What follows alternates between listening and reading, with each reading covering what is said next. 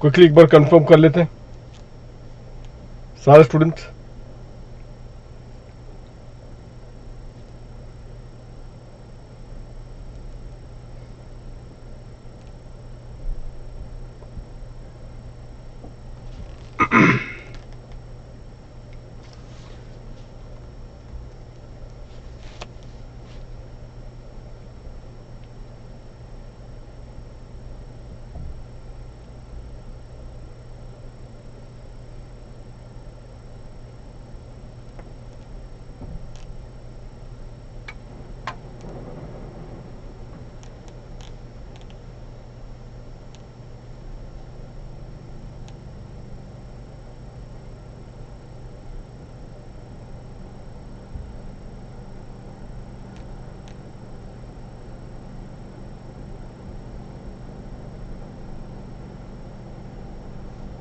चलो students,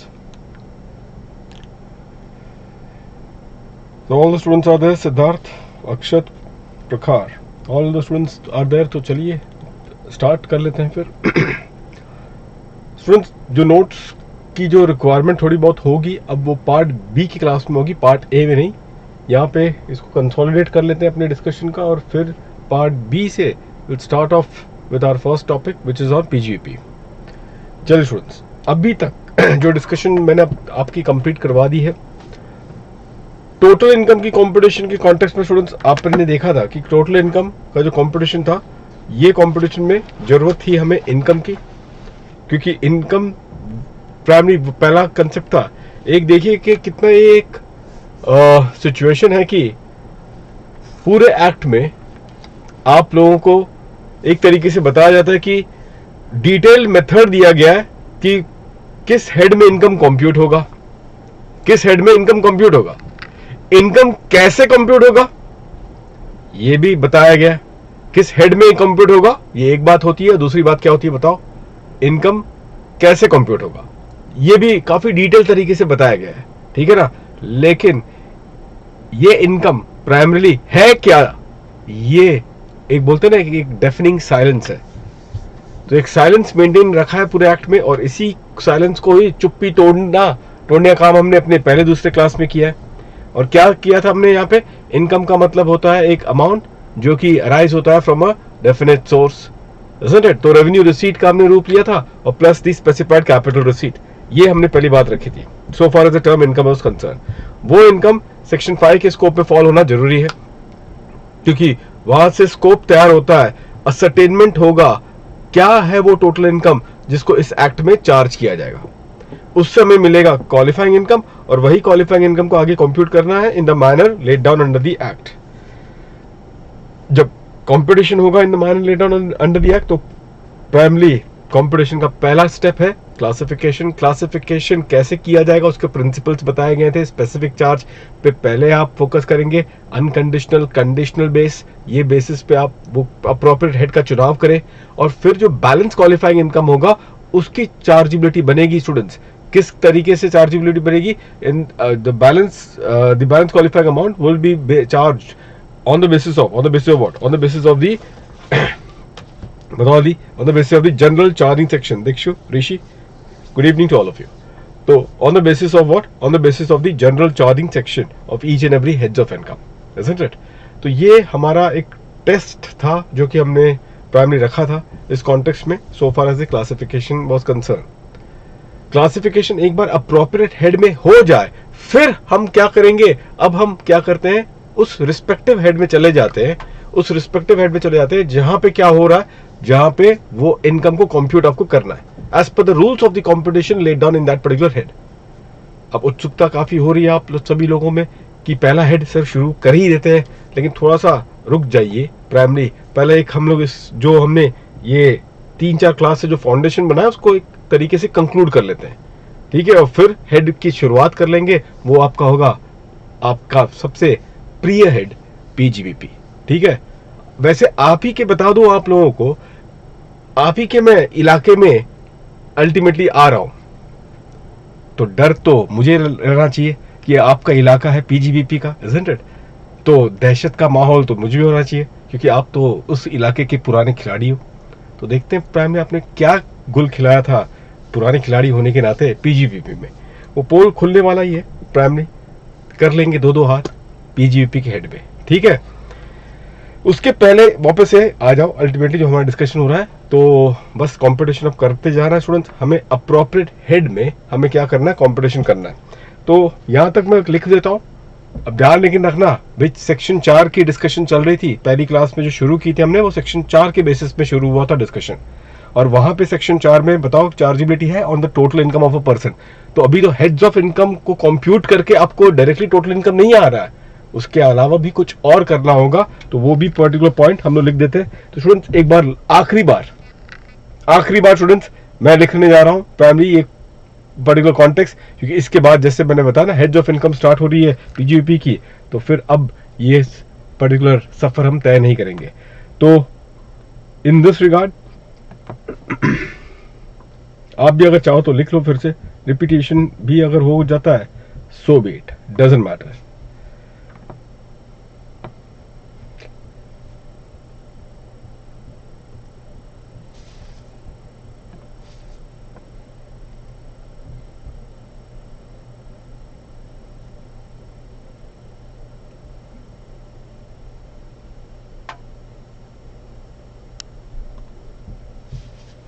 So total income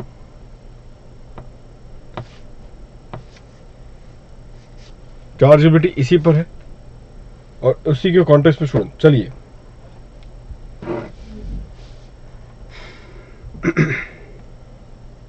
income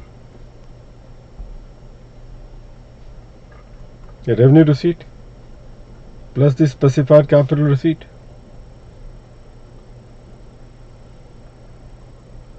which falls within the scope of section 5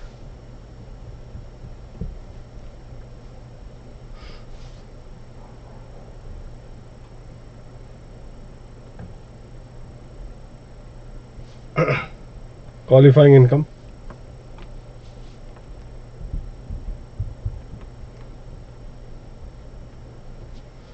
और यही qualifying income को आगे आपने क्या करना है, and computation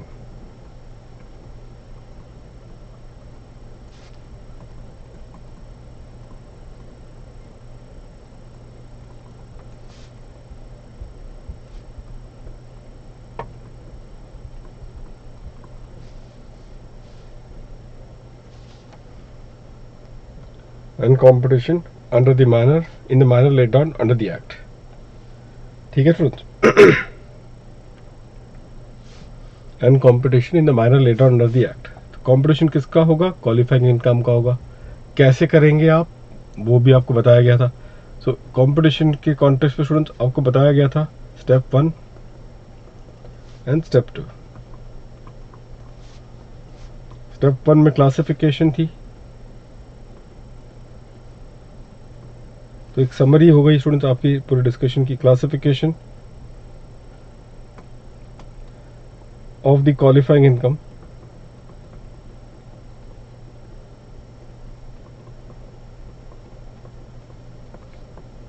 in the appropriate head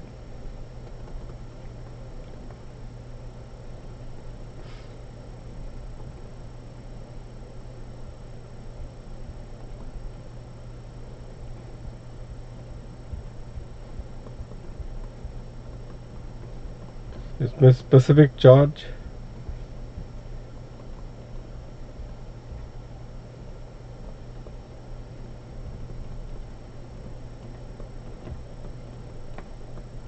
unconditional और बी कंडीशनल और फिर general charge in respect of the balance qualifying income, in respect of the balance qualifying income।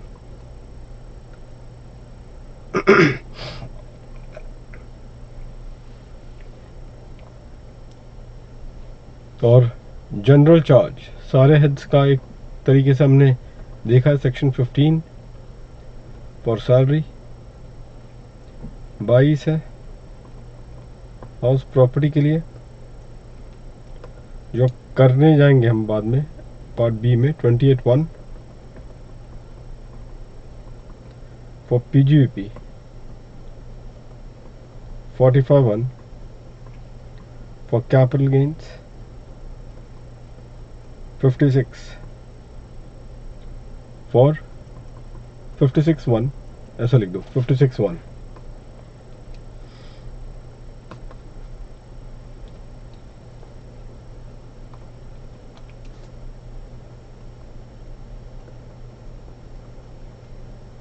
I force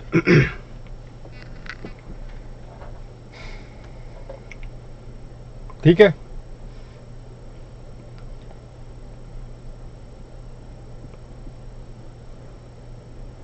complete हो गया students. General charge in respect of the balance qualifying I.R.O in respect of, ये abbreviation आप examination purpose के लिए भी लिख सकते हो, उसमें कोई हर्ज नहीं है। कुछ ऐसे एब्रीवेशन है जो कि स्टैंडर्ड एब्रीवेशन है, ऐसा नहीं कि बहुत कुछ एब्रीवेशन आप अपने एंड पे लिख देते हो, like with effect from W.E.F, तो वो भी एक स्टैंडर्ड एब्रीवेशन है जो कि इस्तेमाल एग्जामिनेशन पर्पस के लिए भी किया जा सकता है। ठीक, चलिए ये QI नहीं है, स्टैंडर्ड एब्रीवेशन। ठीक है, ये तो चीज आपको पता ही होगा, ज्ञानी तो हो। चलिए स्टूडेंट्स आगे चलते फिर। यहां तक कंप्लीट कर लिया आप लोग ने? ठीक है, और स्टेप 2 क्या करना है? एक बार आपने क्लासिफाई कर दिया तो फिर बस अब किस बात की देरी, चलिए कंपटीशन करें। यहां पे competition in the manner, sorry, competition as per the rules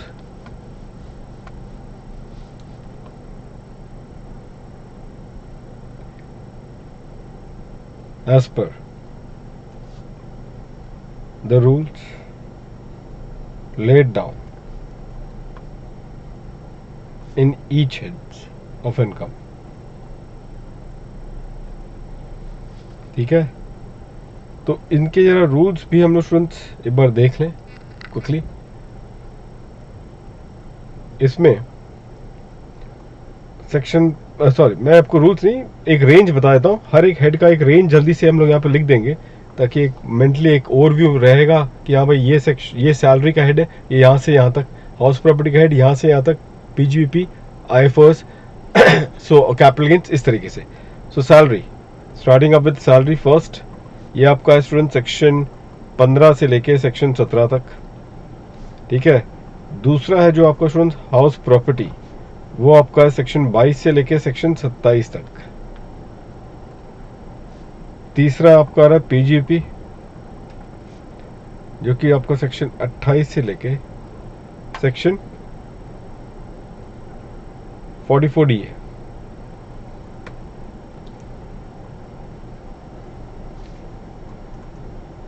capital gains 45(1) से लेके 55A तक,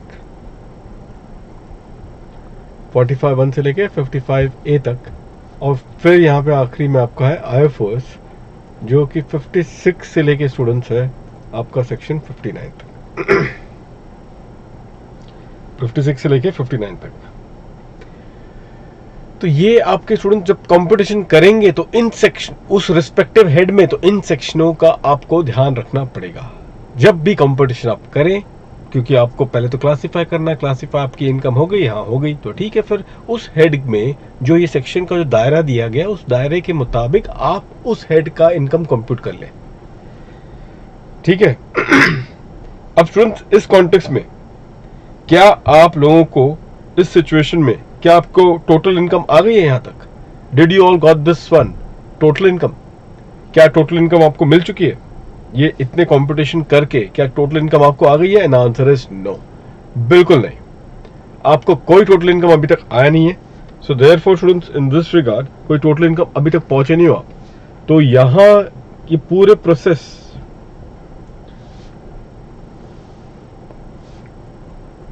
से जो इनकम बनेगा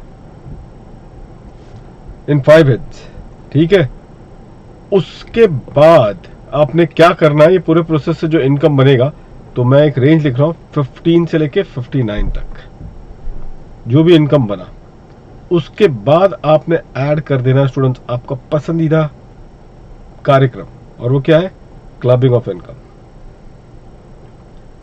क्लबिंग ऑफ इनकम है, ये सेक्शन शुरू होता है 60 से लेके और ये जाता है students up to section 65, 60 to 65 clubbing आप करते हैं स्टूडेंट्स इस कॉन्टेक्स्ट में। अब आप बोलोगे क्लबिंग क्या है और क्यों करना पड़ता है, तो स्टूडेंट्स ध्यान रखना क्लबिंग के कॉन्टेक्स्ट में एग्जैक्टली क्या गेम है।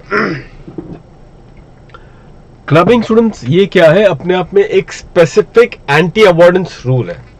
क्या मैंने कहा आपको, it is nothing but a specific anti avoidance rule. नाम तो सुना होगा आपने, स्पेसिफिक एंटी अवॉइडेंस रूल।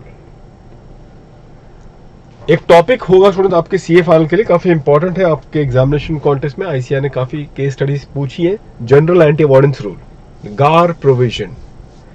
पहले तो आप समझ के चलो कि ये क्या है।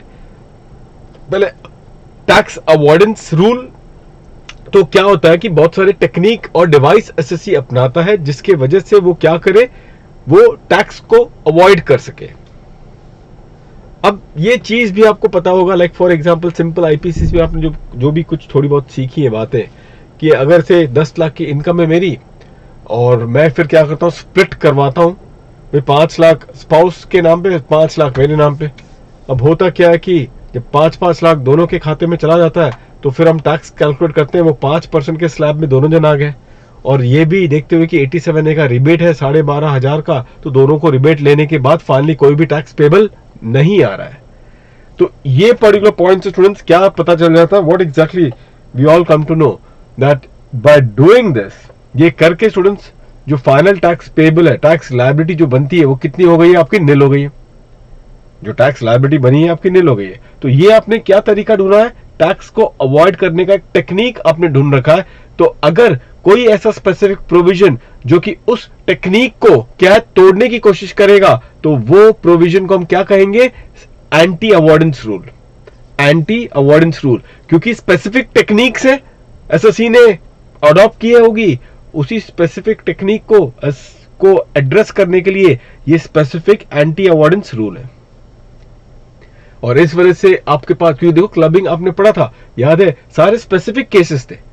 लाइक अगर क्या है, यहां पे लिखा गया है कि फादर क्या करे, या फादर हो या फिर ये होगा, यहां पे वो अपने क्या है, स्पाउस को, सॉरी इन दिस रिगार्ड वो स्पाउस को या फिर अपने daughter in law, son's wife को, उनको क्या करेगा अगर वो ट्रांसफर करता है विदाउट एनी गुड कंसिडरेशन, तो आपको क्लबिंग प्रोविजन पता है, isn't it. But son's wife है, ठीक है, बट अदर वे अराउंड ये कैप्चर नहीं है। मतलब वाइफ के साइड से प्राइमरी वो उनके अपने डॉटर के हस्बैंड को क्या करे, गिफ्ट करे, तो क्लबिंग प्रोविजन वहां पे एप्लीकेबल होता नहीं है। इसका मतलब मेरा शॉर्ट पॉइंट क्या है, अभी मुझे सिखाना नहीं क्लबिंग, मेरा बस शॉर्ट पॉइंट अभी फिलहाल है कि ये सारे स्पेसिफिक केसेस थे। माइनर चाइल्ड को अगर उसकी इनकम आती है तो क्लब हो जाती है, वही अगर मेजर चाइल्ड अगर हो तो भले ही प्राइमरी उसका अपना सोर्स नहीं था, लेकिन तब क्या क्लबिंग प्रोविजन अट्रैक्ट किया जाएगा, एंड आंसर इज नो। तो फादर ने ही किया है अपने मेजर चाइल्ड को, जो उसकी 18-19 ईयर्स होगी, उसको कुछ एक क्या कर दिया है, उसके नाम पे एक प्रॉपर्टी ट्रांसफर करी है, उसको रेंट आ रहा है। अगर यही माइनर होता तो रेंटल इनकम क्लब हो जाता था in the hands of the parents whose income is higher, लेकिन ये क्योंकि माइनर नहीं है इस वजह से क्लबिंग प्रोविजन अट्रैक्ट नहीं होंगे। ठीक है, अब वो क्यों नहीं होंगे वो सब चीजों का मतलब नहीं है, फिलहाल मेरा मुद्दा कुछ और है बताने का ये है कि देखिए स्पेसिफिक केसेस को ही उन्होंने टारगेट किया हुआ है, और इस वजह से ये जो क्लबिंग प्रोविजन, इसको हम क्या कहेंगे as a specific anti avoidance rule. और जैसे मैंने अभी भी कहा है कि आपको एक इंपॉर्टेंट टॉपिक मिलेगा इस पूरे पर्टिकुलर फाइनल में, इंपॉर्टेंट टॉपिक होगा जिसका टॉपिक का नाम होगा general anti avoidance rule.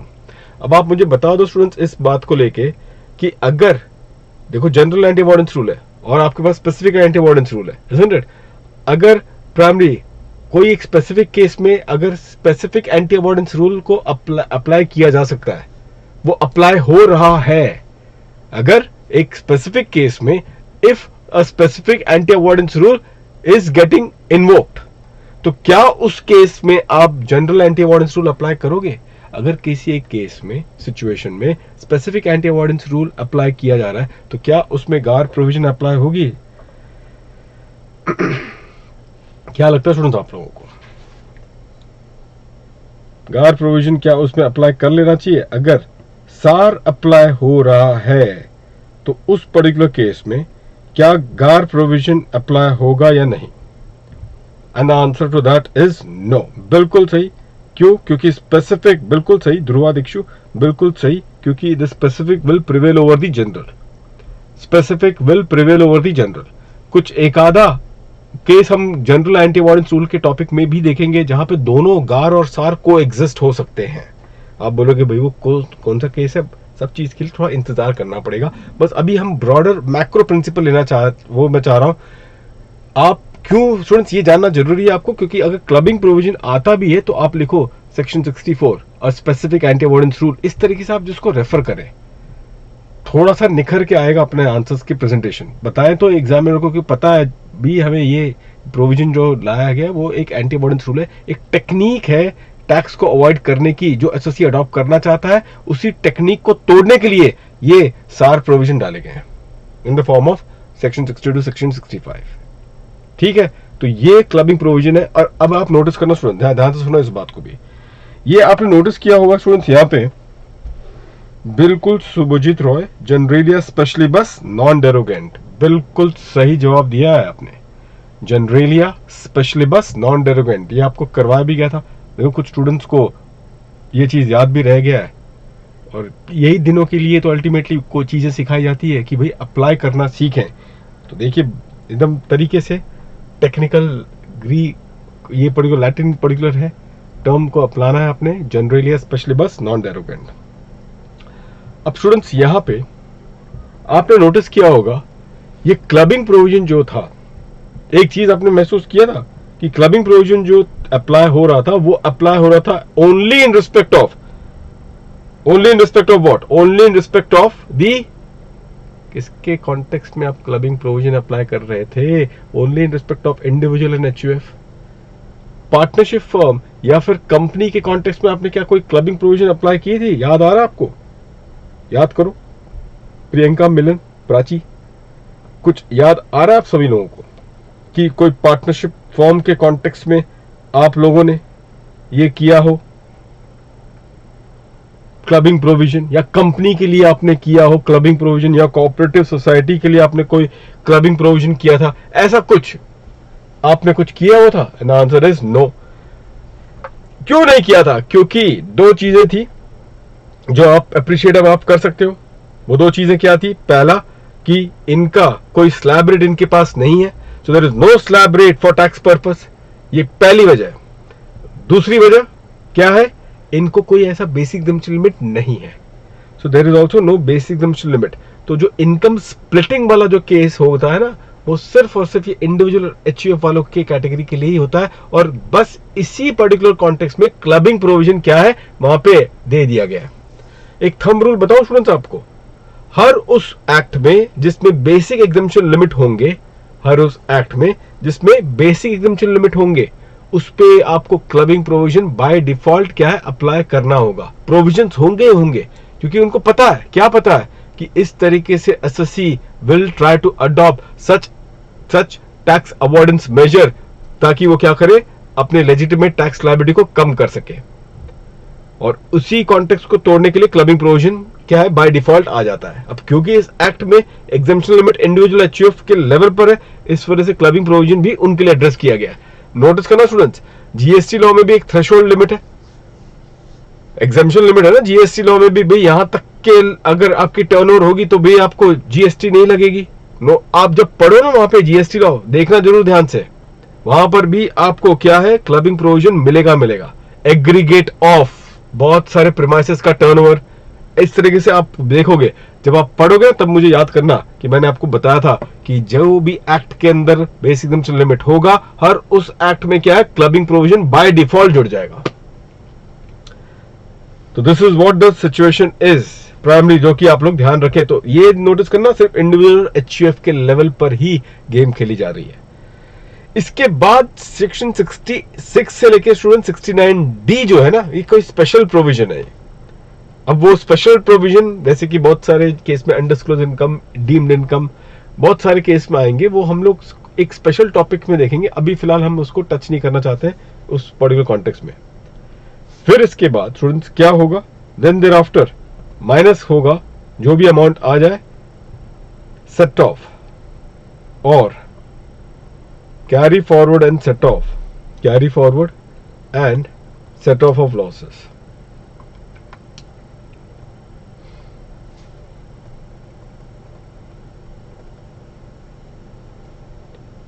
Set off और carry forward and set off losses. ये सिलसिला शुरू होता है स्टूडेंट सेक्शन 70 से और ये जाएगा कहां तक, सेक्शन 80 तक। So this will go from 70 and it will reach till section 80 तक। 70 से लेके 80 तक का ये पूरा सफर तय हो रहा है इस पूरे सेगमेंट में। सेट ऑफ और carry forward and set off losses, आप इसे एडजस्ट करके प्राइमरी ये आपको दिलाता है जीटीआई। पहली बात ध्यान रखना, ये सेट ऑफ का टॉपिक आया ही क्यों करते हो ये सेट ऑफ, ये भी एक चीज बता दूं आपको, इसका लॉजिक क्या है चैप्टर का प्राइमरी, थोड़ा समझ लेते हैं स्टूडेंट्स। ये टॉपिक ऑब्वियसली ये तो पुराने इनकम टैक्स 1922 का एक्ट था, उसमें भी ये था। एक पुराना केस हुआ था 1700 का, एक घटना हुई थी। घटना क्या था, एक चीज नोटिस करना स्टूडेंट्स, सबसे बढ़िया बिजनेस है क्या है, government. Government is a best business. क्यों गवर्नमेंट की बिजनेस सबसे बढ़िया होती है भाई, क्या है, मेहनत करें हम और 30% अल्टीमेटली गवर्नमेंट क्या है, टैक्स आपकी लेके जाएगी। 30% असेसमेंट ईयर में वो अपना हिस्सा लेने आ जाते हैं। तो एज सच देखा जाए तो गवर्नमेंट क्या है, is a nothing but a partner to your economic activity. तो जो भी हमारा इकोनॉमिक एक्टिविटी है, गवर्नमेंट उस इकोनॉमिक एक्टिविटी का एक भागीदार है 30% का, isn't it? तो असेसमेंट ईयर में वो अपना हिस्सा लेने आ जाएंगे स्टूडेंट्स, 30% आपको देना ही पड़ेगा and that is the partnership. अब हुआ क्या कि वो ये केस आया था स्टूडेंट्स, यूके का था। ये जो केस जो मैं बता रहा हूं ये यूके का। तो वो जो ट्रेडर एक था वहां का, उसको समझ में आ गया कि गवर्नमेंट मेरे बिजनेस का एक पार्टनर है, मैं हूं, और दूसरा पार्टनर कौन है, government of UK, the queen of UK. तो वो तो किंग और क्वीन का ही पूरा गेम था। तो उस कॉन्टेस्ट में उसने बोला 30% ultimately queen is a partner मेरे बिजनेस के। हुआ क्या इनको कि एक साल उनको लॉस हो गया। अब क्योंकि लॉस हो गया तो इन्होंने एप्लीकेशन दी, और एप्लीकेशन दिया वो क्वीन के हवाले कि भाई हम इस साल मुझे भारी नुकसान हुआ है, आप क्योंकि हमारे 30% के पार्टनर हो तो काइंडली आप क्या करें, 30% का रीइंबर्समेंट करवा दें ताकि थोड़ी सी सहूलियत मुझे मिल जाएगी। अब उनको लगा ये कौन बेवकूफ टाइप का आदमी आ गया, भाई रिफंड ले रहा है गवर्नमेंट से अपने नुकसान का। गवर्नमेंट ने मना कर दिया और इन्होंने अपील कर दी हाउस ऑफ लॉर्ड्स, वो यूके का कोर्ट को हाउस ऑफ लॉर्ड्स के कॉन्टेस्ट में जाना जाता था। तो वहां पे ये लैंडमार्क जजमेंट, यहाँ पे क्या है, लैंडमार्क जजमेंट वहां पर आया था, और उस जजमेंट के मुताबिक उन्होंने बोला कि principle of equity and natural justice क्या बोलता है कि जब जिस साल प्रॉफिट हो रहा है तो उस साल तो आप 30% कभी वेव करते आते नहीं है, आप बराबर 30% अपना हिस्सा लेने आते हो। तो जब लॉस आ रहा है तो आपकी इक्वल रिस्पॉन्सिबिलिटी बनती है कि वो लॉस को भी आप बर्डन को शेयर करें। So it cannot be a kind of a partner in profits but no partnership in loss. You have to take the equal responsibility even at the time of loss to the extent of your share. जो उसका share कितना था 30%। और ये particular judgement इतना landmark था कि जितने भी वर्ल्ड में उस समय पे ये थे तो उनको समझ में आ गया कि जजमेंट का इम्पैक्ट क्या है, क्योंकि हर पर्टिकुलर कानून, हर पर्टिकुलर कंट्री के कानून में, कॉन्स्टिट्यूशन में प्रिंसिपल ऑफ नेचुरल जस्टिस और ये सब चीजें लगी थी। तो उनको समझ में आ गया कि ऐसे सारे जितने भी लॉस कर करके लोग हैं वो इनके पास एप्लीकेशन देते रहेंगे और रिफंड वहां पे खींचते रहेंगे 30% के हिसाब से। तो गवर्नमेंट ने बोला कि फिर रिफंड तो आप उम्मीद करना भी नहीं, सोचना भी नहीं, सपने में भी नहीं आना चाहिए कि भाई गवर्नमेंट से आप रिफंड ले पाओ ज्यादा से ज्यादा, क्योंकि अब क्या करें, कॉन्स्टिट्यूशनल सबसे बड़ा लॉ होता है, उसके नीचे है ये आपका एक्ट, जो कि उसके अंदर इनकम टैक्स एक्ट आप पढ़ रहे हो। तो हम ये एक्ट को कॉन्स्टिट्यूशन के अगेंस्ट पे तो ला नहीं सकते, उसके जो कोर प्रिंसिपल्स है। और इसी वजह से उन्होंने क्या किया, ये चैप्टर को इंट्रोड्यूस कर दिया कि भाई हम आपको रिफंड तो देंगे नहीं, उसकी उम्मीद मत करना। इतना कर सकते हैं कि जो आपको लॉस हुआ है, आप तो पहले सेट ऑफ के प्रोविजन को आजमाइए। अगर उसके बावजूद भी आपका लॉस फुल्ली सेट ऑफ नहीं होता है as per the conditions laid down in this particular chapter, तो फिर आपको हम क्या दे रहे हैं, कैरी फॉरवर्ड करने की इजाजत दे रहे हैं। So then you are allowed to carry forward your losses. तो कैरी फॉरवर्ड करके आप क्या करें, अगले साल या फिर सब्सिक्वेंट पीरियड तक क्या करेंगे, आप उसको लॉस को सेट ऑफ कर लेंगे। तो हमें बाद में आप क्या करना, रिड्यूस इनकम पे रिड्यूस टैक्स पे कर देना। This is what we can give you the facility, ताकि आपको रिफंड भी ना देना पड़े और जो कॉन्स्टिट्यूशनल सेटअप है उसका कोई भी क्या ना हो, उसके कोई भी उल्लंघन ना हो। So this is what the situation was there student. तो ये है आपका सेट ऑफ वाला टॉपिक कि क्यों ये चैप्टर को इंट्रोड्यूस किया गया है और हमें क्यों ये चैप्टर करना है। Did you got this one? अब इसके बाद हम लोग आते हैं अपने अगले चैप्टर में, वो है आपका स्टूडेंट चैप्टर 6 से। Now what is this chapter 6 है यहाँ पे। अब स्टूडेंट चैप्टर 6 के अंदर एक चीज आप लोग ध्यान रखना, in the context of chapter 6 से डिडक्शन तो आपको हेड के अंदर भी मिल रहा है और डिडक्शन ये आपको हेड के बाहर मिल रहा है। तो बहुत सारे जो सेक्शंस अभी हमने देखे थे, सोर्स में क्या है, डिडक्शन दिया जा रहा है। ये डिडक्शन किसको है? सो दिस डिडक्शन, ये जो आप दे रहे हो वो दे रहे हो आप पर्सन को। इस वजह से इसका एक अलग से चैप्टर बनाया गया है। ये जो डिडक्शन दे रहे हो स्टूडेंट्स, ये दे रहे हो आप किसको, पर्सन को, और इसी वजह से ये अलग से इसका चैप्टर बना हुआ है। तो therefore there are deductions which you give it in the respective head।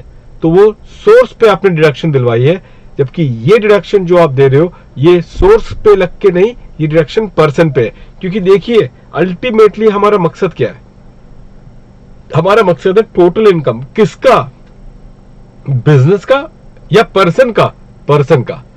तो हम फ्रेगमेंट करते हैं हेड वाइज, सोर्स वाइज, और फिर कंसोलिडेट कर लेते हैं so as to come back to what the total income of that person. तो पहले सोर्स में हम अल्टीमेट इसको फ्रेगमेंट करेंगे, उसको डिसइंटीग्रेट करेंगे और फिर कंप्यूट करके फिर बाद में कंसोलिडेट किया जाता है ताकि टोटल इनकम तक पहुंचे और हम अपनी मंजिल पहुंचे। तो हम टोटल इनकम कंप्यूट किसका कर रहे हैं, सोर्स का नहीं, टोटल इनकम कंप्यूट हो रहा है आपके किसका, of a person, isn't it? तो इस कॉन्टेक्स्ट में जीटीआई भी अपने आप में टोटल इनकम है। जीटीआई भी तो अपने आप में क्या है, it is a total income. इसका सबसे सरल डेफिनेशन देखो क्या है स्टूडेंट्स, इसका सबसे सरल definition total income before chapter 6 से, टोटल इनकम बिफोर चैप्टर 6 से। और जो आपको ये चीज समझ में आ गई है कि टोटल इनकम जो कंप्यूट होती है, टोटल इनकम कंप्यूट होती है किसके लिए, पर्सन के लिए, ना कि किसी सोर्स के लिए। तो फिर बताओ, फिर ऐसे केस में स्टूडेंट्स चैप्टर 6 से का डिडक्शन आप किसको दे रहे हो, रिडक्शन ऑफ चैप्टर 6 से जो दिया जा रहा है, डिडक्शन दिया जा रहा है किसको, to the person. Deduction based to whom, to the person, isn't it? तो ये सिचुएशन बनेगा इस कॉन्टेक्स्ट में। और फिर स्टूडेंट्स यहां पे डिडक्शन चैप्टर 6 से अगर देखा जाए, पूरे डिडक्शन को दो हिस्सों में आप बांट सकते हो। ये मैं एक बर्ड्स आई व्यू ले रहा हूं जो आपने किया है। पूरे डिडक्शन को दो हिस्सों में आप बांट सकते हो। आप बोलोगे वो दो हिस्सा क्या है, बता रहा हूं। वो दो हिस्सा स्टूडेंट्स है आपका, एक है deduction on payment, on specified payment,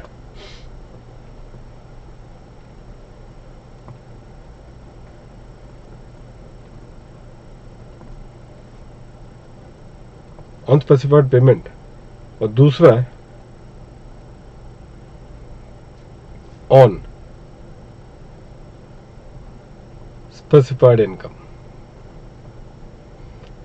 आप बोलोगे इनकम वाली कौन सी पेमेंट है सर, रॉयल्टी वॉयल्टी याद आ रहा है कि भूल गए सब चीज,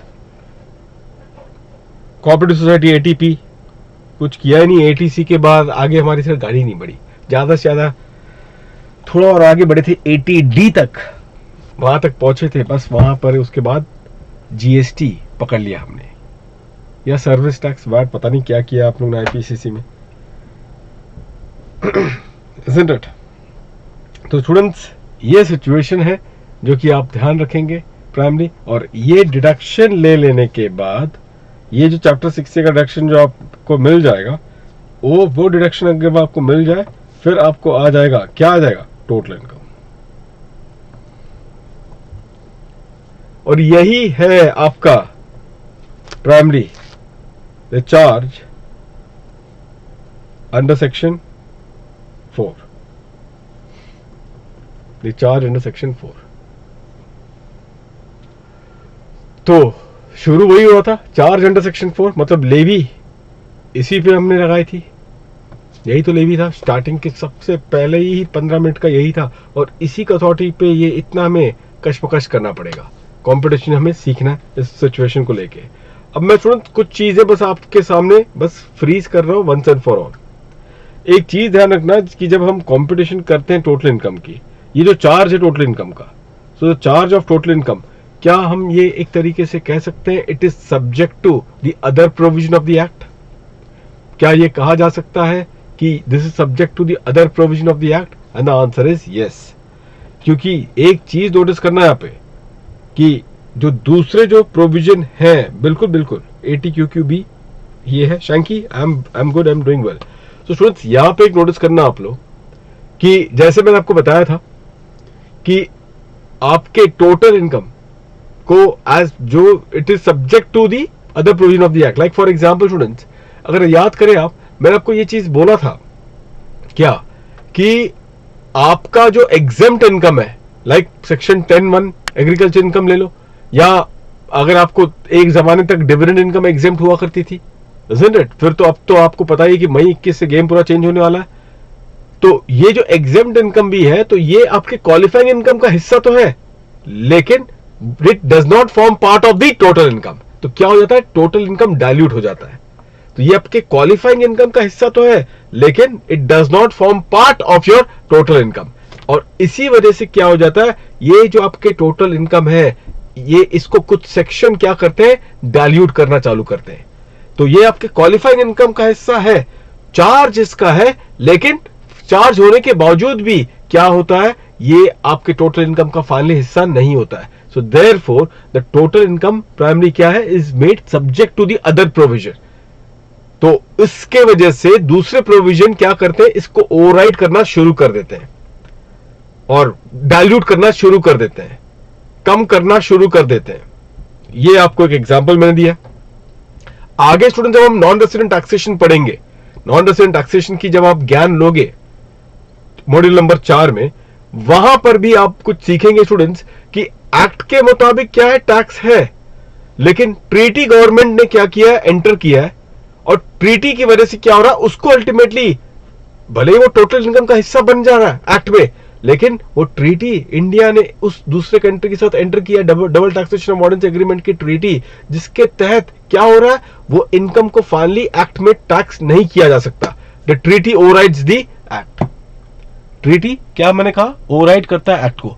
आप बोलोगे सर ये तो बहुत बड़े स्टेटमेंट आप दे रहे हो, नहीं अगर पकड़ में आ रहा तो चलो ठीक है, अभी मैं फिलहाल के लिए लिख दूंगा आपके लिए, ताकि जब आप मॉड्यूल 4 होने के बाद एक बार फिर से जब रिवाइज करोगे तो ये चीजें को आप अप्रिशिएट कर सकते हो। अभी जब एग्जामिनेशन तक भी रहोगे तभी भी चल जाएगा। तो कहने का मतलब ये है स्टूडेंट, ये जो चार्ज है सेक्शन 4 का, ये जो टोटल इनकम है, this is subject to the other provision of the act. और प्लीज नोट करना स्टूडेंट्स एक आखिरी बात, कि जो चार्ज तभी बनेगा जब टोटल इनकम उभर के आएगा, जब चार्ज तभी क्रिस्टलाइज होगा, चार्ज तभी मटेरियलाइज होगा when the income is emerges, when total income will emerge. और टोटल इनकम बताओ कैसे इमर्ज होगा, थ्रू द कॉम्पिटिशनल मैकेनिज्म। तब जाके आपके पास आएगा क्या, द टोटल इनकम, और वो टोटल इनकम जब इमर्ज होगा तो चार्ज उस पे लगेगा। Isn't it? तो स्टूडेंट्स एक जल्दी से एक पॉइंट यहां पे लिख दो इसमें मैं लिखवा देता हूं, यहां पे चार्ज ऑफ इसको ऐसा लिख देते हैं, सेलिएंट फीचर, बस मैं आपको लिखवा देता हूं ऐसे 2 पॉइंट। सेलिएंट फीचर लिखिए स्टूडेंट्स जल्द से।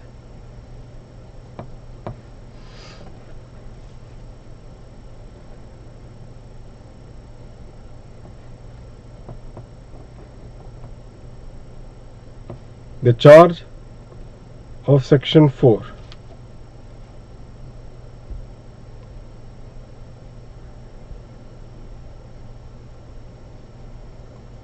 will come in existence only after the total income emerges. Therefore,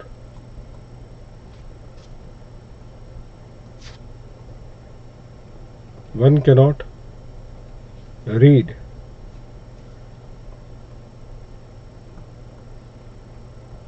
the charging section of the Act without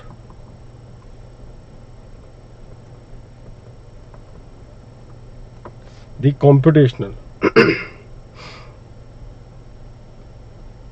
without the computational machinery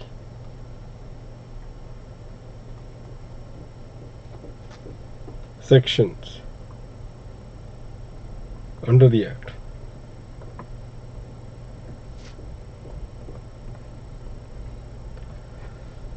Without the computational machinery sections under the Act.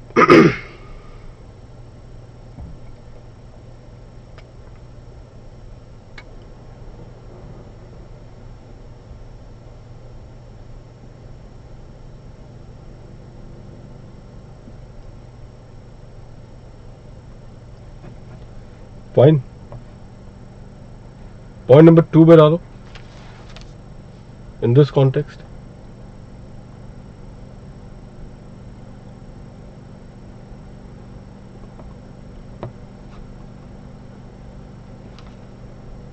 the charge of the total income is subject to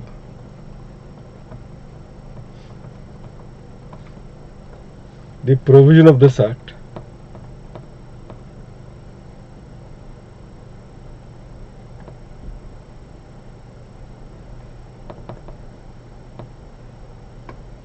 the provision of this Act. For example,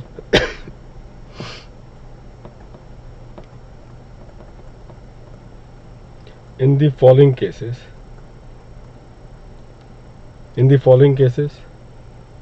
the provisions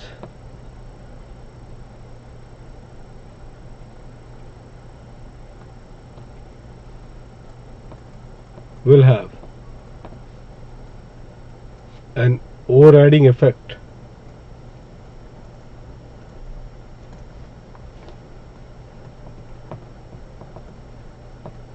over section 4.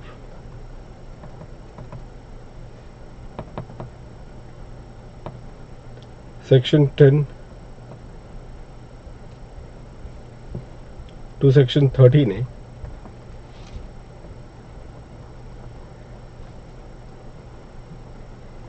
have the effect of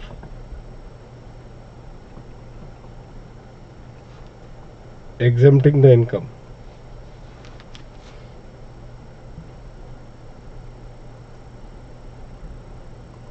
that is income which do not form part of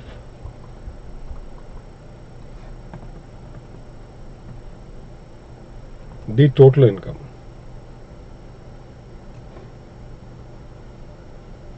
Income which do not form part of the total income, which would otherwise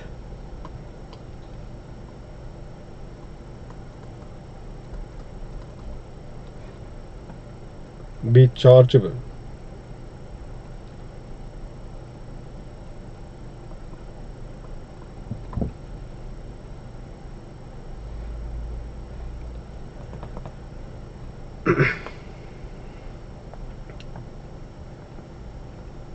next point लिखना student, दूसरा example, similarly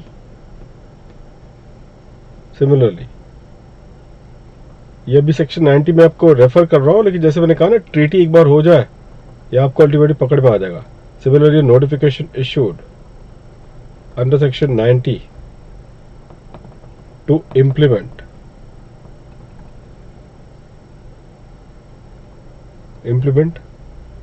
the terms of किसका, DDAA। DDAA का full form students क्या है, double taxation avoidance agreement, would automatically, double taxation avoidance agreement would automatically override the provision of the Act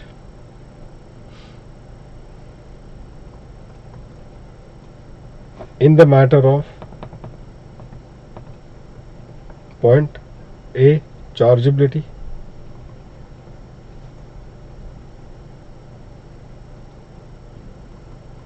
Section 4, point number B, scope of total income, Section 5। अभी फिलहाल लिख दो, अगर बहुत थोड़ा बहुत मैंने जो आपको बताया है अगर आपने वो पकड़ लिया होगा तो बस बात अपनी बन गई है। ठीक है स्टूडेंट्स, तो सेक्शन 90 में नोटिफिकेशन के जरिए, सेक्शन 90 में जो नोटिफिकेशन के जरिए में क्या किया गया, इसको आपने अल्टीमेटली क्या करना है, ये एग्जेम्प्ट हो जाएगा। This will be exempted in this particular context. ठीक है, this will be exempted in this particular context as far as what, section 90 में ट्रीटी को प्रेफरेंस दिया जाता है as compare to the act. तो अगर ट्रीटी की वजह से ये टोटल ये इनकम भले ही इस एक्ट में चार्जेबल होगा, लेकिन double taxation avoidance agreement treaty की वजह से क्या हो रहा है, वो एग्जेम्प्ट हो रहा है। तो एक तरीके से हम क्या बोल सकते हैं कि सेक्शन 4 को ये सेक्शन क्या कर रहा है, डायल्यूट कर रहा है। और यही वजह है स्टूडेंट्स, अप्रिशिएट करें कि जो चार्ज है टोटल इनकम का under section 4 is subject to the other provision of the act, is subject to the other provision of the act. तो ये पर्टिकुलर पॉइंट है जो कि आप लोग ध्यान में रखेंगे। फाइन स्टूडेंट, तो ये आपका हो गया है अब तक का पूरा अल्टीमेटली एक birds eye view total income का।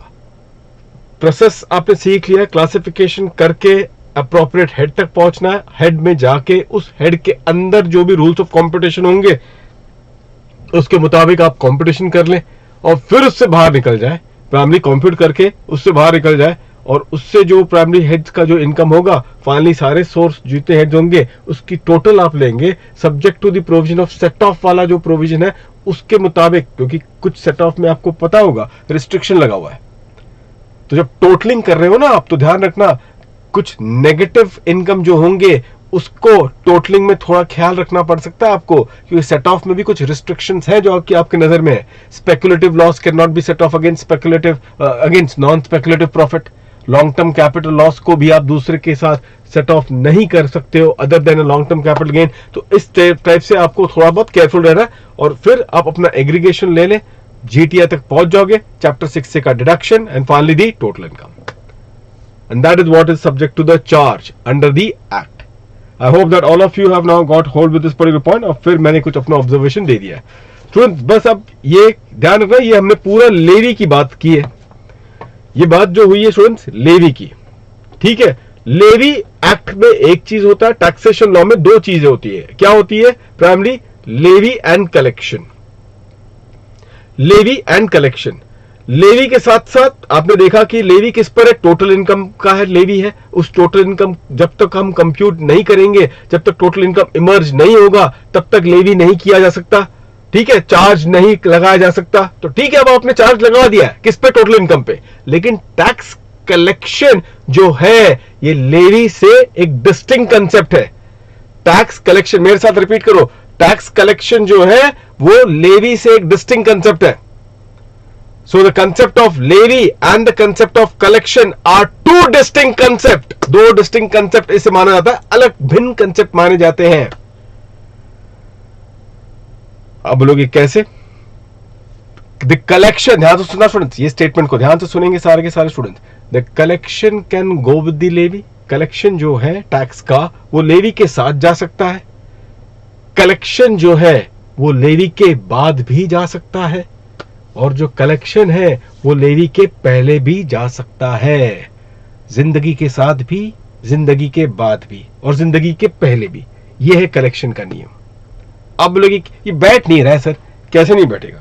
प्राइमरी आप नोटिस करना, लेवी है टोटल इनकम पे, ठीक है। अब उस पे जब टैक्स कलेक्शन की बात आती है तो आप इसे क्या कर रहे हैं?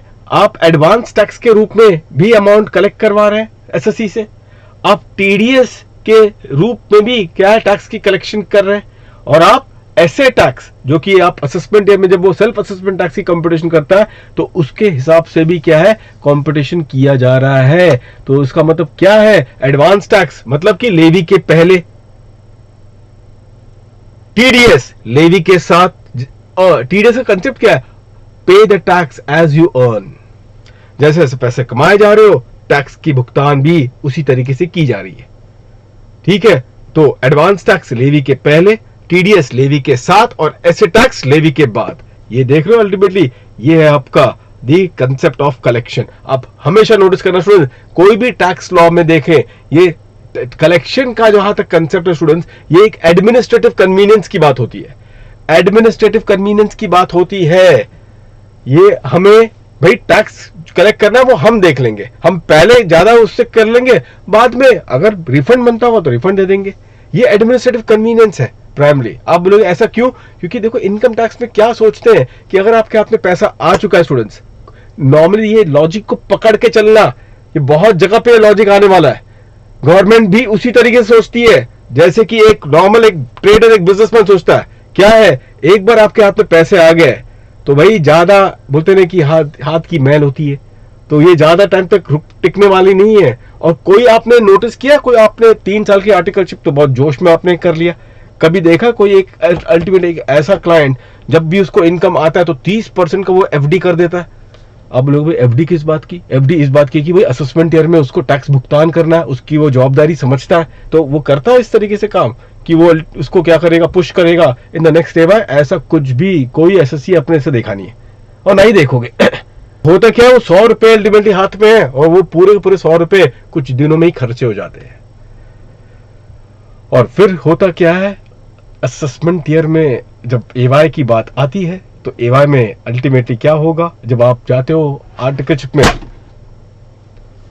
इसका जब रिटर्न्स जब बनाने जाते हैं तो वो पहले से बता देता आपको भाई जो मेरी एक्चुअल टोटल इनकम है वो तो है ही है, वो तो जो भी होगा मैं जानता नहीं, मैं सिर्फ 10,000 ही पे कर सकता हूँ, इतना ही पैसे हैं। वैसे अब कोविड से सब लोग जूझ के अब जब थोड़ा बहुत बिजनेस करना चालू कर रहे हैं तो हालत तो खराब हो गई है, तो इस हिसाब से 10,000 का पे करने की मेरी क्षमता है। तो आप एज एन एक्सपर्ट बैठ जाते हो, ठीक है आपने टारगेट दे दिया, बस आपके टारगेट सर आंखों पे, पहले आप 10,000 का फिगर लिखते हो, नीचे टैक्स अमाउंट पे करना है, फिर रिवर्स कैलकुलेशन कर करके ऊपर तक पहुंचते हो, फिर आगे क्या करना है वो आपसे बेहतर और कौन जानता है, इजंट इट? तो यही अल्टीमेटली गेम होती है। और ये जानते क्यों? क्योंकि तब तक उसके हाथ से पैसे चले गए हैं, टैक्स फिर पे करना एक बहुत बड़ा बोझ लगता है। तो इसी वजह से गवर्नमेंट आप में एक फाइनेंशियल डिसिप्लिन डालना चाहती है। वो जानती है कि इनको फाइनेंशियल डिसिप्लिन में अगर नहीं रखे तो ये कोई भी अल्टीमेटली टैक्स एवाई में आके 1 साल के अंतराल के बाद आके अल्टीमेटली वो ईमानदारी से पैसे वो भुगतान करेगा। ये बहुत बड़ा अपने आप में क्या एक्सपेक्टेशन है। तो इस वजह से क्या है, एडवांस टैक्स के जरिए से थोड़े बहुत टैक्स वसूलना चालू करो। और टीडीएस में तो आप पे जवाबदारी नहीं, दूसरे पार्टी पे। देखिए स्कीम को, स्ट्रक्चर को पकड़िए, पहचानिए और अप्रिशिएट कीजिए कि भाई आप तो आओगे नहीं, आपसे तो एडवांस टैक्स भी पे नहीं किया जा रहा, तो एक काम करेंगे, जो आपको पे करने वाला बंदा है तो वही आपको डिडक्ट करेगा, क्योंकि जवाबदारी उसकी हमने बना दी। और अगर उसने थोड़ी भी चालाकी दिखाई तो वो बन जाएगा क्या, चुन्नी बाबू। चुन्नी बाबू का मतलब क्या है, अससीन डिफॉल्ट। तो वो अकॉर्डिंगली बन जाएगा अससीन डिफॉल्ट, और फिर हम उससे क्या करेंगे, रिकवरी करवा लेंगे। रिकवरी की जवाबदारी अब उस पे। तो कौन अल्टीमेटली बोलते ना कि बेगाने की शादी में अब्दुल्ला दीवाना, तो वही हिसाब है कि भाई आपका अल्टीमेटली इनकम, वो पेयर बोलेगा भाई जो टीडीएस बनता वो तो मैं डिडक्ट करूंगा ही करूंगा, आपका लायबिलिटी मैं अपने सर पे लेके घूमूंगा नहीं। तो इस वजह से वो टीडीएस डिडक्ट करके अल्टीमेटली गवर्नमेंट को पे करता है, because he does not want to become an assessee in default. तो इसको स्ट्रक्चर को पकड़ने की कोशिश करना, और यहां पे हमें ज्यादा तकलीफ भी नहीं होगी। क्यों नहीं होगी ज्यादा तकलीफ? कि उस समय पे इनकम अपने हाथ में आ रहा है, isn't it? और पैसे जब हाथ में आ रहे हैं तो अकॉर्डिंगली उसको भी ज्यादा उतना तकलीफ नहीं होगा। अल्टीमेटली बोला ठीक है चलो इतना तो मिल गया। This is one of the ways. और फाइनली आखिरी हिसाब किताब जो है, हिसाब किताब जो होगा वो एवाई में होगा, क्योंकि तब असल तरीके से आप क्या कर रहे हो, टोटल इनकम कंप्यूट कर रहे हो, उस पे जो टैक्स लायबिलिटी बनता होगा वो कैलकुलेट किया जाएगा, और करस्पॉन्डिंग क्रेडिट आप लेंगे। बताओ किसका क्रेडिट लिया जाएगा? Of the advance tax and the TDS which has been paid, और फाइनली जो भी आएगा आपका ऐसे tax payable. Did you all got this one students? और ये अल्टीमेटली आपकी कहानी कंप्लीट यहां पे हो जाती है। सो इस कॉन्टेक्स्ट में स्टूडेंट्स आप लोग एक जस्ट नोट लिख दीजिएगा, एक बर्ड्स आई व्यू यहां पे, levy versus collection.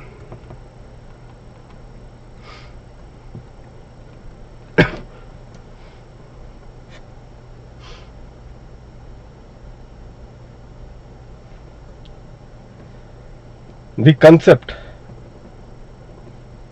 of levy and the concept of collection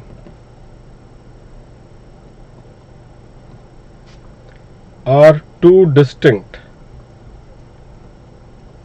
concepts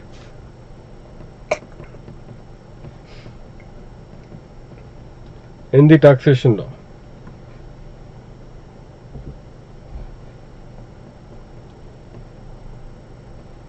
under the income tax law. तो ऐसा लिख दो, एक काम करो, एक सेंटेंस बस लिख दो।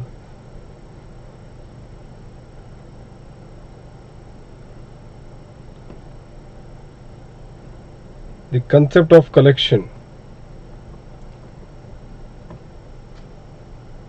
Of taxes is based on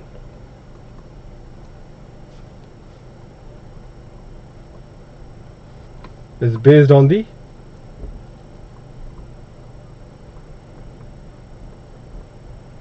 administrative convenience.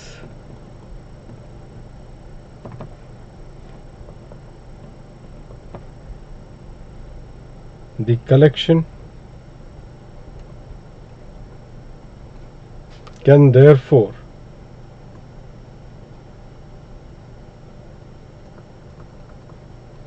go with the levy,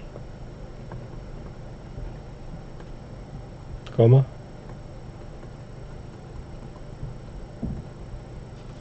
the collection can follow the levy,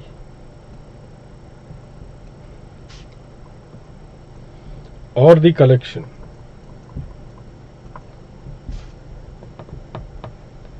can precede the levy.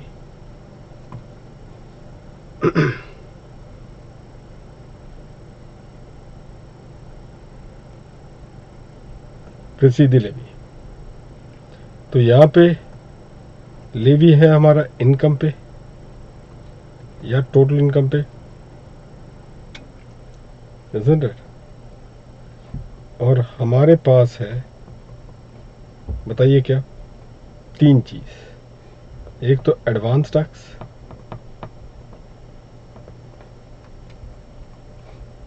एक है टीडीएस, और एक है asset tax.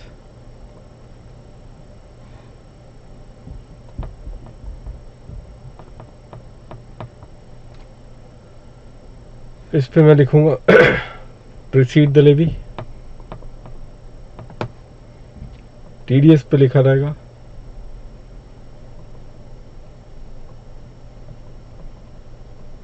Go with the levy, और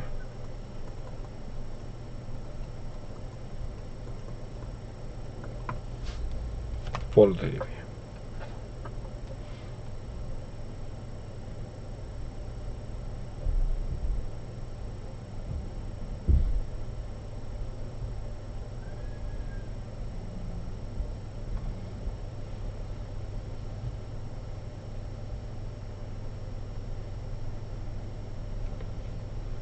फाइन स्टूडेंट्स,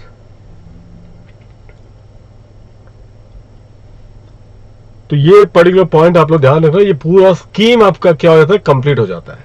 और फिर बाद में आ जाता है असेसमेंट की प्रक्रिया। असेसमेंट में क्या होता है वो भी आपको आइडिया लग जाएगा। अब बताओ क्या असेसमेंट में किया जाएगा। भाई यही चीज देखी जाती है असेसमेंट में कि जो भी प्रोसेस है, due process of the computation of total income और the computation of tax liability और the obligation towards the payment of tax, क्या वो प्रोसेस को आपने क्या है डिस्चार्ज किया है एज पर द लॉ और नॉट, यही है असेसमेंट। और उसमें हो सकता है कि डिपार्टमेंट और एसएससी क्या है भिड़ जाए। हमने देखा है काफी केस लॉ अब तक तो देख भी लिया है in terms of the classification में, जहां पे उनके हिसाब से लग रहा था कि नहीं क्लासिफिकेशन यहाँ होना चाहिए, एसएससी के मुताबिक कुछ और हिटता, और अकॉर्डिंगली लिटिगेशन होगा। तो लिटिगेशन के कॉन्टेक्स्ट में आप चैप्टर पढ़ोगे अपील्स का, रिवीजन का, रेक्टिफिकेशन के, ये चैप्टर भी पढ़ेंगे आप सभी लोग। सेटलमेंट कमीशन, एडवांस रूलिंग, ये सारे चैप्टर्स हैं and that exactly how the entire things will get freeze. तो अब आप नोटिस करना स्टूडेंट्स, कभी भी नोटिस करना before you start with a subject, अगर आपने एक पूरा इसका क्या है बर्ड्स आई व्यू ले लिया ना, तो अब चीजें बहुत ही क्या है आसान हो जाती है, क्योंकि आपको स्ट्रक्चर पता है कि आप क्यों कर रहे हो, द वाई ऑफ इट। अगर आपको ये पता है वाई ऑफ इट, तो क्यों आप अल्टीमेटली कर रहे हो, अगर ये पता है तो रास्ते अपने आप आसान हो जाते हैं। लेकिन पता ही नहीं कि क्यों कर रहे हैं, करना है, लॉ में लिखा हुआ है करना है तो बस करना है। अगर यही अगर एटीट्यूड है तो फिर आपके रास्ते प्राइमरी बहुत डिफिकल्ट हो जाएंगे स्टूडेंट्स। एक बार आप चल तो जाओगे, लौटोगे कैसे, रिवाइज कैसे करोगे स्टूडेंट्स, वो अल्टीमेटली आपके हालत और फिर एग्जामिनेशन का वो अप्रोच बहुत डिफिकल्ट हो जाएगा। This now wraps up entire thing students in terms of this particular aspect. अब आइए स्टूडेंट्स, पहला हेड है अपना लीजिए पीजीबीपी। अब जब मैंने आपको कहा था कि when we will start with the heads of income, मैं आपको एक पॉइंट क्या बताया गया था इस कॉन्टेक्स्ट में स्टूडेंट्स, हेड्स ऑफ इनकम में मैंने आपको क्या बताया था, यही चीज बताई थी कि अभी यहां पर जब कोई एक हेड्स ऑफ इनकम में मैं रहूंगा, मैं अज्यूम करके चल रहा हूं। क्या अज्यूम करके चल रहे हैं कि भाई जो क्लासिफिकेशन की जो प्रक्रिया है वो सब ठीक ठाक हो चुकी है, इसमें कोई ये नहीं होना चाहिए कि भाई क्लासिफिकेशन क्लासिफिकेशन, नहीं नहीं, ये मैं पीजीपी के हेड में अगर हूं और इसमें अगर हम लोग डिस्कशन अब चालू कर रहे हैं, तो ये हम अज्यूम करके चलेंगे कि भाई क्लासिफिकेशन तो हमारी वो स्टेज तक बराबर हो चुकी है, तब जाके ही अंदर आ सकते हो। जब एंट्री पॉइंट में ही डिफेक्ट है, तब तो अल्टीमेटली अंदर आप कर क्या रहे हो। जब एंट्री पॉइंट में आपकी डिफेक्ट हो गई तो अंदर आप जो प्राइमरी अगर आप आ भी गए तो जो प्रोसेस से आप जो कंप्यूट अप करने वाले हो उससे गलत अल्टीमेटली इनकम बाहर आएगा। तो ये चीज अब हमें अजम्पशन लेके चलनी पड़ेगी कि भाई जो भी है हमारा हेड होगा वो हेड में हमने सही तरीके से क्लासीफाई रखते हुए इसमें हम लोगों ने अप्रोच किया है। 28(1) is the general charge students, मैंने आपको ये पहले भी बता दिया था। पहला सेक्शन जो है इसका जनरल चार्जिंग सेक्शन, आप सभी लोग अल्टीमेटली जनरल चार्जिंग सेक्शन ये आप लोग इसको नोट करेंगे, all of you. General charge,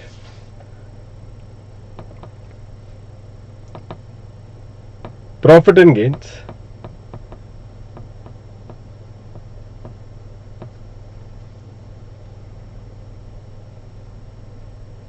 from business and profession,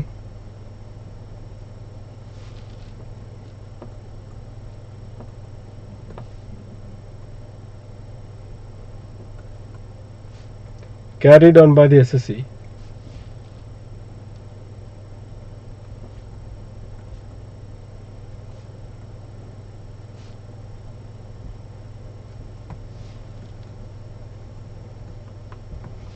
at any time during the previous year.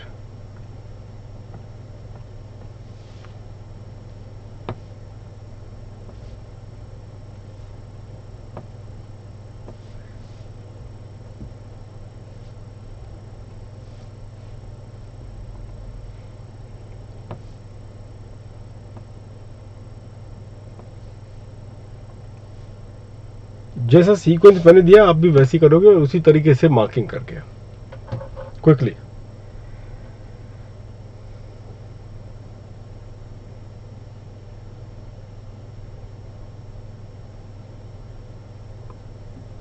Hello Jeevitesh, hope you are doing good.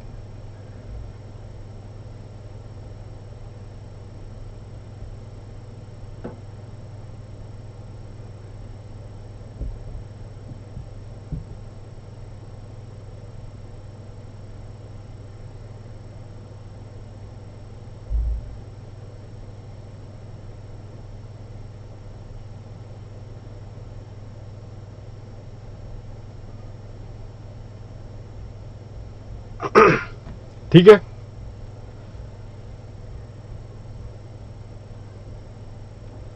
चलो स्टूडेंट्स, अब आपने ये कंप्लीट कर लिया। यहाँ पे मैं अभी बिजनेस एंड प्रोफेशन के कॉन्टेक्स्ट में आपसे डिस्कशन करूंगा, क्योंकि ये डिस्कशन लगभग अब हमारा कंप्लीट हो चुका है। बिजनेस का तो हो चुका है, ठीक है ना। तो वो चीज अगर आपको याद हो, इसी वजह से उसको पहला पार्ट लिखा, क्योंकि इसके बाद जो डिस्कशन होगी मामला बहुत ही गंभीर हो जाएगा। तो यहां पे स्टूडेंट्स जो पर्टिकुलर पॉइंट है, तो ये वाला फर्स्ट पॉइंट पे here in business and profession, पहले तो टर्म बिजनेस है, याद करें प्राइमरी सेक्शन 2 क्लॉज 13 इस सिचुएशन में। और आप बस रेफर कर लेना, यहां पे रेफर दी केस लॉ। कौन सा केस लॉ का नाम था बताओ? ऑफ, जहां पे सारी चर्चाएं हुई थी, याद आ रहा है? बिजनेस का डेफिनेशन हमने क्या अल्टीमेटली डिस्कस किया था वहां पे रह के। What was the discussion that we all had as far the term business was concern? Business का मतलब है trade, commerce and manufacture, and any adventure in the nature of trade, commerce and manufacture, and any adventure in the nature of trade, commerce and manufacture. So refer the case law of Suresh Chand Goyal. ये MP high court का judgement था, isn't it? MP high court का judgement थी। तो accordingly students यहाँ पे जो discussion आपने किया था इस पूरे अल्टीमेटली केस में was in respect of the term business, and in that particular case we have discussed this particular thing adequately in our segment of the MP High Court judgment. जो MP High Court की judgement थी उस judgement के सारे ultimately पूरा का पूरा हमने डिस्कस किया था। उसमें अगर बिजनेस का क्रक्स हमने फिर क्या निकाला था, मैंने आपको बताया भी था। फिर बिजनेस का फिर ट्रेड को हमने समझना जरूरी था। अगर बिजनेस का अगर आपको मीनिंग समझना है तो ट्रेड को समझना जरूरी था। तो हमने फाइनली ये कंक्लूड किया कि बिजनेस का मतलब है एक systematic activity carried out by the person by applying his skill, labor and resources with a view to earn profit thereon. Business का मतलब क्या है? Primarily एक systematic activity carried on by a person, by applying his skill, labor and resources with a view to earn profit thereon. ये होता है business. Students, अब क्योंकि इसके अंदर एडवेंचर भी है, ये भी हमने देखा था कि लेकिन हर एडवेंचर को हम बिजनेस नहीं बोल सकते। वही एडवेंचर को बिजनेस बोला जा सकता है which is in the nature of trade, commerce and manufacture. ठीक है। अब स्टूडेंट्स एक पॉइंट आपको यहाँ पे बताना जरूरी है। कभी भी नोटिस करना, जब हम लोग लिखते हैं ना यहाँ पे, तो प्रॉफिट एंड गेन्स लिखा जाता है या फिर प्रॉफिट और गेन्स, ये गेन्स वर्ड आ जाता है। ये आप बोलोगे कि इसमें फर्क मैं आपको बता देता हूँ, प्रॉफिट और गेन्स में फर्क है। कैपिटल गेन्स में अगर आप जाओगे तो वहां पे भी है कि gain arising from the transfer of the capital asset. ठीक है ना। ये गेन्स क्या है स्टूडेंट्स? गेन्स और प्रॉफिट में डिफरेंस यही है कि गेन रिकरिंग नेचर में ट्रांजैक्शन से गेन नहीं होता। ये कोई एकलौता ट्रांजैक्शन होता है जिसमें आपको गेन हो जाता है, जबकि प्रॉफिट जो इमर्ज होती है वो रिकरिंग ट्रांजैक्शन के वजह से क्या होती है, प्रॉफिट इमर्ज होती है। कोई भी वर्ड जो इस्तेमाल किया जा रहा है उसका एक मकसद होता है, ये चीज ध्यान रखना। हम तो विदाउट उसको उसके कॉग्निजेंस लिए हम उसको ऐसे ही पढ़ लेते हैं, लेकिन जैसे मैंने हर वर्ड का अपना सिग्निफिकेंस है। तो गेन उन्होंने इसके लिए लिखा हुआ है क्योंकि उनको पता है क्या कि बिजनेस में एडवेंचर है, और एकलौता भी अगर आपने एक्टिविटी किया है बट वो अपने आप में क्या है, it is in the nature of trade, commerce and manufacture, तो वो बन जाएगा स्टूडेंट्स, क्या बन जाएगा? It will then become what? A trade, isn't it? तो वो अपने आप में सॉरी बन जाएगा business. So in this regard that will then in this context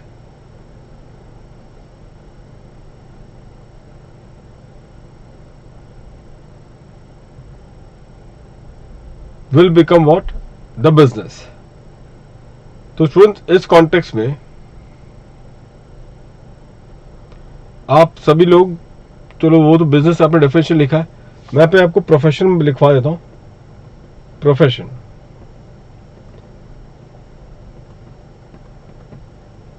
two clause 36 profession की डेफिनेशन स्टूडेंट्स, 2 क्लॉज 36। ना सो फार एज ए डेफिनेशन बिल्कुल प्राची दीक्षु आपने सबने बता दिया है, बिल्कुल सही। तो उस कॉन्टेक्स्ट में अब आते हैं स्टूडेंट्स, यहां पे प्रोफेशन का डेफिनेशन है सेक्शन 2 क्लॉज 36। कुछ नहीं किया है, बस इन्होंने लिख दिया 236 में, it includes what? It includes vocation, बस और कुछ नहीं। बहुत बढ़िया डेफिनेशन है इनका। ऐसी डेफिनेशन अगर सब चीज हुआ करे तो कितनी आसान हो जाएंगी जिंदगी, isn't it? Profession it includes vocation, बस यही चीज है। मतलब नहीं समझाने की उन्होंने जद्दोजहद की है, बस बता दिया कि इसके अंदर इंक्लूड होगा वोकेशन भी, एज सिंपल एज दैट। अब आप बोलोगे ये क्या समझे इसको, ये क्यों है, मैं आपको बता रहा हूँ। ये वोकेशन क्या होता है स्टूडेंट्स? प्रोफेशन में आप समझते हो कि एक सिस्टमैटिक क्या है, एक वो भी एक डिग्री है। लर्निंग से आपने क्या है वो डिग्री हासिल, एक तो पहले डिग्री आप लर्निंग है, ट्रेनिंग है, फिर एग्जामिनेशन होता है, और वो क्वालिफाई करके आप अल्टीमेटली आपको एक क्या है उस प्रोफेशन का एक मेंबर बनाया जाता है। और फिर प्रैक्टिस, आप सीओपी होल्ड करके क्या है आप प्रैक्टिस परस्यू कर रहे हो, आप अपना प्रोफेशन को परस्यू कर रहे हो। या अकाउंटेंसी हो, मेडिकल हो, इंजीनियरिंग प्रोफेशन, ये सारे अल्टीमेटली इसी लिस्ट में आते हैं। और लगभग सबका अप्रोच सेम है। लर्निंग होगा, प्राइमरी आपकी ट्रेनिंग होगी, फिर एग्जामिनेशन होगा, प्राइमरी आप क्वालिफाई करेंगे, मेंबर आपको बनाया जाएगा, आप सीओपी होल्ड करके आगे परस्यू करोगे। ये होता है profession. How about an actor? Actor के बारे में आप लोगों का क्या ख्याल है? कोई ऐसा होता है कि लर्निंग होती है, ट्रेनिंग होती है, एग्जामिनेशन होता है, मेंबरशिप आपको लेनी पड़ती है, सीओपी लेके ही आप एक्टर बनोगे। क्रिकेटर, इंडिया क्रिकेट टीम में भर्ती होनी है, लर्निंग, ट्रेनिंग, एग्जामिनेशन, ये सब चीजें होती है, और ऐसा कुछ नहीं है। ये सब क्या है? सिंगर, ये सब अल्टीमेटली क्या है? This is nothing but a vocation. Vocation primary student generally क्या होता है? गॉड गिफ्ट, एक स्किल प्राइमरी रहता है, तो वो अपने आप में वोकेशन माना जाता है, क्योंकि उसके अंदर इस टाइप की जो formal education, training, examination and as being considered as a member of it, ये सब चीजें इसके अंदर नहीं होता है। So in exercise of their vocation, ये अपना एक गॉड गिफ्ट है, एक स्किल है जो वो एक्सरसाइज करके क्या कर रहा है? पैसे कमा रहा है। तो प्रोफेशन के डेफिनेशन को इन्होंने थोड़ा सा एक्सपांड कर दिया, उसके अंदर वोकेशन डाल दिया। नहीं तो एक आर्ग्यूमेंट बन सकता था अबाउट द क्लासिफिकेशन, किनका? ये सारे फिल्म स्टार्स का या क्रिकेटर्स का, ये ऐसी लोगों का, कि इनकी जो आमदनी है उनको किस हेड में हम क्लासिफाई करें। ये बहुत बड़ा चैलेंज हो जाता। आप पीजीबीपी में ले जाए या फिर बोले नहीं भाई इनको एयरफोर्स में ले जाओ, क्योंकि प्रोफेशन लग नहीं रहा है।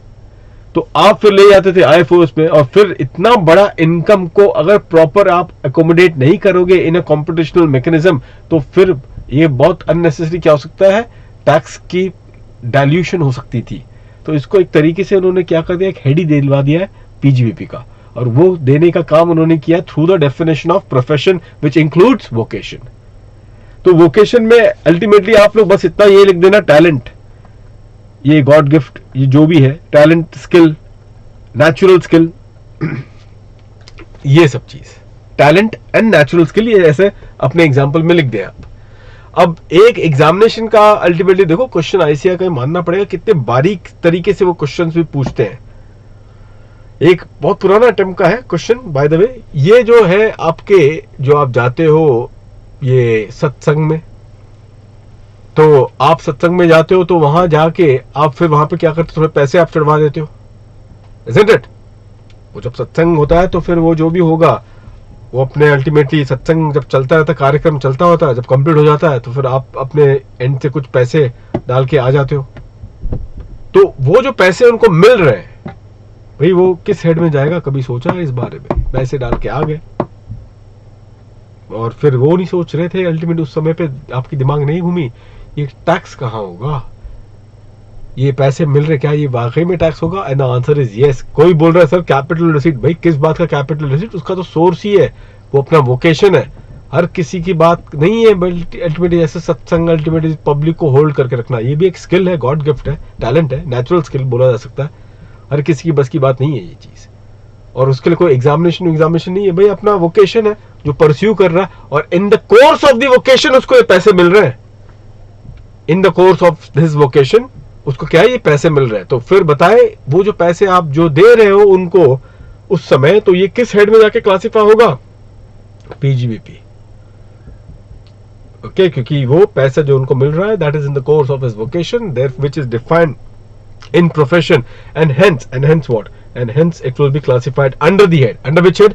Under the head PGBP. Did you all got this one students? ठीक है, तो ये सिचुएशन बनेगी इस कॉन्टेक्स्ट में, और लीजिए स्टूडेंट्स यहाँ पे ये पर्टिकुलर पॉइंट यहाँ पे बना दिया गया है।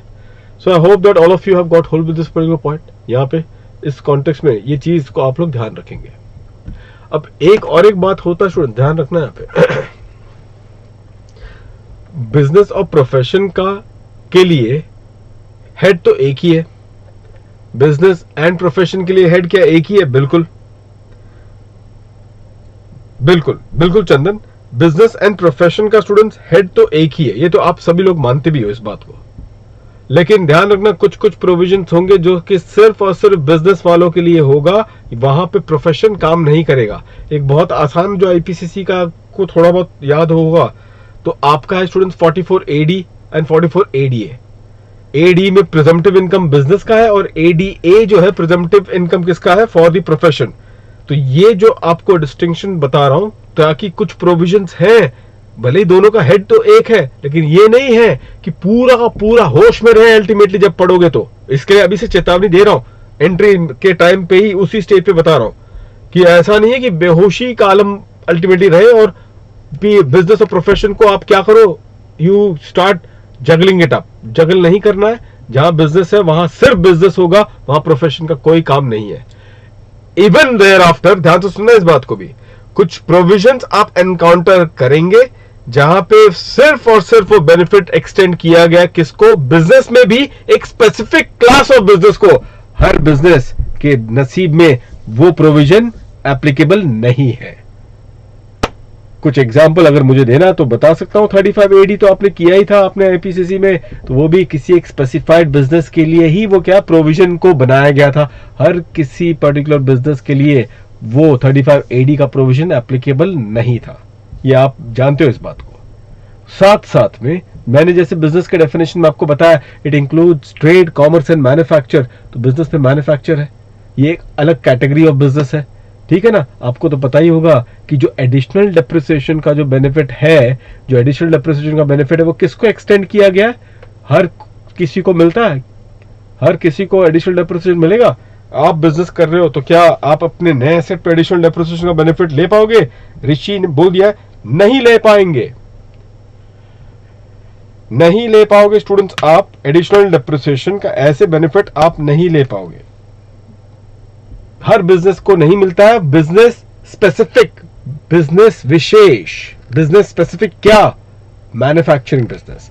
उसी मैन्युफैक्चरिंग बिजनेस को ही आप ये एक्सटेंड करेंगे the benefit of additional depreciation. तो थोड़ा केयरफुल रह के हमें ये हेड को पढ़ना पड़ेगा, कहने का मतलब ये है, ठीक है। अदरवाइज 80-90% प्रोविजन सब लगभग सेम ही रहेंगे। ये कुछ थोड़े बहुत प्रोविजन हैं जहां पे आपको बस चेतावनी बस देना है कि वहां पे आप थोड़ा सा केयरफुल रहेंगे। Did you all got this one? तो मैंने आपको बिजनेस एंड प्रोफेशन, क्योंकि लगभग ये डिस्कशन हमारा हो चुका था, प्रोफेशन ही बस मैंने थोड़ा सा देखा था यहाँ पे क्योंकि वोकेशन इसका था, अदरवाइज ये हमारा डिस्कशन कंप्लीट हो गया था, ठीक है। अब जब अगले पार्ट में मिलेंगे तो उसमें सबसे खतरनाक डिस्कशन होने वाला है, रेडी रहना। आप ही के इलाके में हूं मैं आपको बता रहा हूं, ये सब आप ही के तो इलाके टेरिटरी में आ चुका हूं ना मैं, एक तरीके से। रेडी रहना, प्रॉफिट एंड गेन्स की चर्चा हम लोग करने वाले हैं, ठीक है। See you then in the next particular part.